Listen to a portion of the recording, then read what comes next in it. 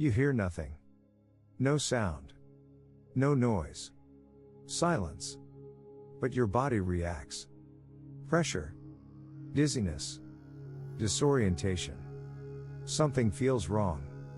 Even though nothing is audible. What if not all sound can be heard? And what if some of it still affects you? Example 1. The invisible range. Humans hear within limits. Roughly from 20 Hz to 20,000. Below that range, sound still exists. But it is not heard. It is felt. This is called infrasound. Example 2. The sensation. Low-frequency vibrations travel differently. They pass through walls, through objects, through the body. People exposed to strong low frequencies report unease, pressure, anxiety, discomfort, not because they hear something, but because their body detects something. Example 3. Natural sources. Infrasound is not rare. Storms, ocean waves, earthquakes, large machines, even wind can produce it. It has always been part of the environment, but usually at low levels. Example 4. Amplification. When intensity increases, effects change. Stronger vibrations, stronger reactions. Some studies suggest links between low-frequency exposure and headaches, fatigue, disorientation, but results are inconsistent and difficult to measure precisely.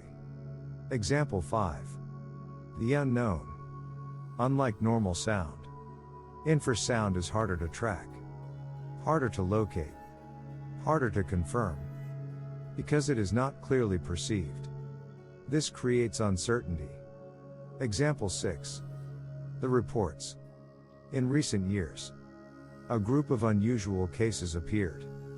People reported sudden symptoms. Pressure in the head, ringing, dizziness, cognitive difficulty, often in specific locations, often without a clear source. This became known as the Havana Syndrome. Example 7. The pattern. Diplomatic staff, government personnel, multiple countries, similar descriptions, sudden onset, no visible cause, no confirmed mechanism. The pattern raised questions, but not clear answers. Example 8. Possible explanations. Several ideas were proposed.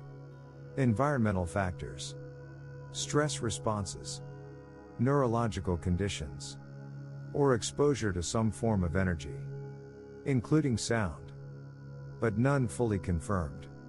Example 9. The scientific challenge. To prove cause, you need consistent data, repeatable conditions, measurable signals. In these cases, that was difficult. Symptoms were real, but the source was unclear. Example 10. Perception. The brain reacts to signals, even subtle ones. Balance, pressure, internal awareness.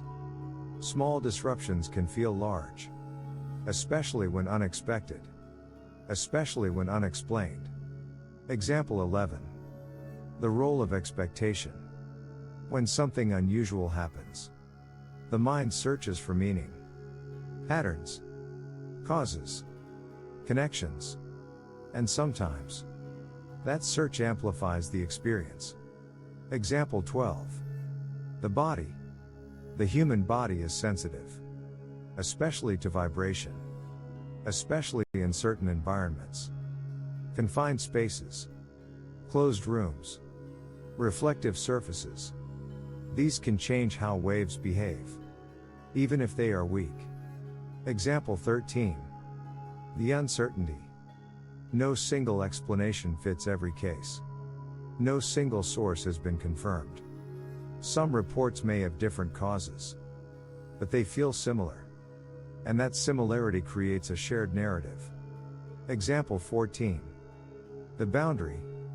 Between environment and perception. Between signal and interpretation. Between cause and effect.